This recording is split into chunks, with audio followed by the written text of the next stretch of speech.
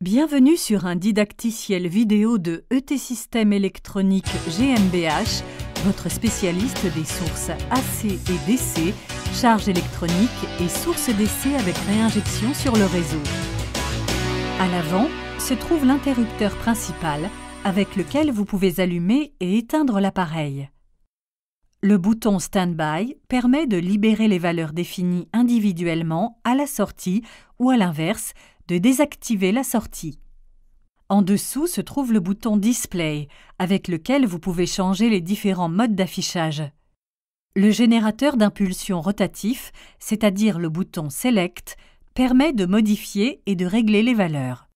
Après avoir allumé l'appareil, le logo ET Systèmes apparaît sur l'écran pendant quelques secondes.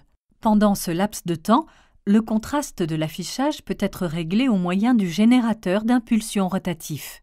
Le contraste défini est enregistré même après la mise hors tension. Sur le côté gauche de l'écran, nous voyons maintenant les valeurs de sortie de l'appareil pour la tension, le courant, la puissance et la résistance. Comme l'appareil se trouve en mode stand-by, les valeurs sont actuellement à 0. Sur le côté droit de l'écran, nous voyons les valeurs prédéfinies, dans ce cas, pour la tension et le courant, parce que nous nous trouvons, comme indiqué ici, dans le mode Preset UI. Nous voyons ensuite que nous nous trouvons en mode Standby, c'est-à-dire que la sortie n'est pas libérée au même titre qu'en mode local. L'appareil n'est pas contrôlé par une interface. En tournant le générateur d'impulsion rotatif, on peut maintenant prédéfinir une tension. En appuyant, on accède à la préconfiguration de l'intensité du courant. Ce n'est qu'en appuyant sur le bouton Standby que les valeurs prédéfinies seront également libérées à la sortie. Nous voyons maintenant à gauche la tension réglée et l'intensité de courant actuelle qui s'ajustent naturellement selon nos tests. Tout comme la puissance actuelle et la résistance. En appuyant de manière prolongée sur le bouton Display, on accède à la configuration. Vous avez la possibilité de limiter la tension de sortie ou la puissance du courant de sortie. En outre, la protection contre les surtensions peut être réglée ici. Dans le menu Remember Last Setting, je peux choisir si les valeurs définies doivent être mémorisées. Si l'on règle cette option sur On, les réglages seront mémorisés, même après la mise hors tension de l'appareil. En appuyant brièvement sur le bouton Display, vous pouvez maintenant voir les interfaces intégrées et à partir d'ici, également, éventuellement, en modifier les valeurs.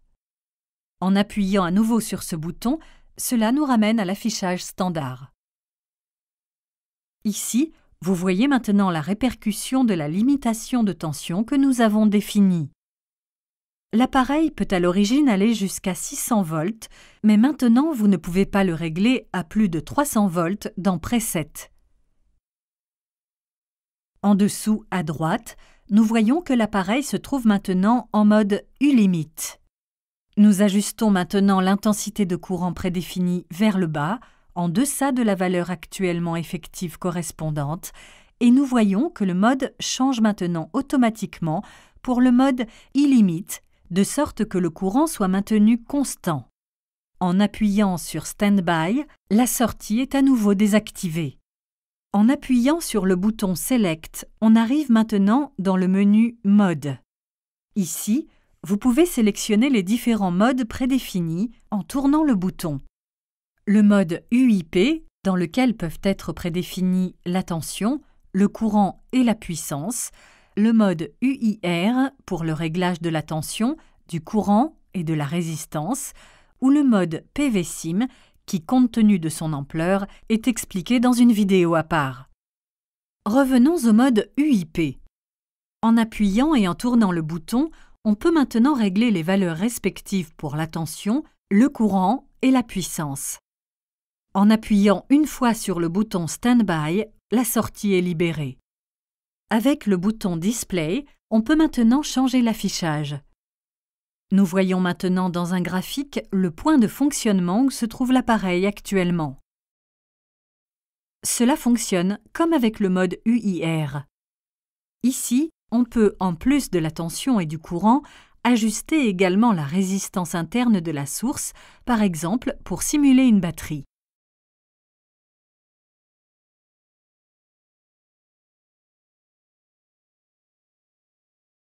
Standby déverrouille la sortie et permet de voir les valeurs actuelles. En appuyant à nouveau sur le bouton Display, le graphique nous montre le point de fonctionnement actuel. Dans la sélection de mode, on peut aussi basculer vers le mode SCR, c'est-à-dire le mode script. Il s'affichera juste en dessous à droite. Avec l'option carte SD, il est possible de charger un script créé sur un PC à partir d'une carte SD et de l'exécuter. En appuyant sur le bouton Select, le répertoire de la carte est lu et vous pouvez maintenant sélectionner le script approprié. Une fois que le script a été enregistré avec succès, Reading OK s'affiche sur l'écran de gauche. Ici, nous voyons le script créé sur le PC. En outre, il est possible de créer un fichier journal sur la carte SD. Là, il faut prendre soin de préciser l'intervalle dans la première ligne. Les valeurs de sortie seront ensuite écrites dans ce fichier journal. Vous pouvez maintenant revenir à l'affichage dans sa configuration de base. En appuyant sur le bouton Standby, cela libère la sortie et l'appareil exécute les commandes du script de manière séquentielle. Dans le fichier journal se trouvent maintenant les valeurs émises en fonction de l'intervalle spécifié.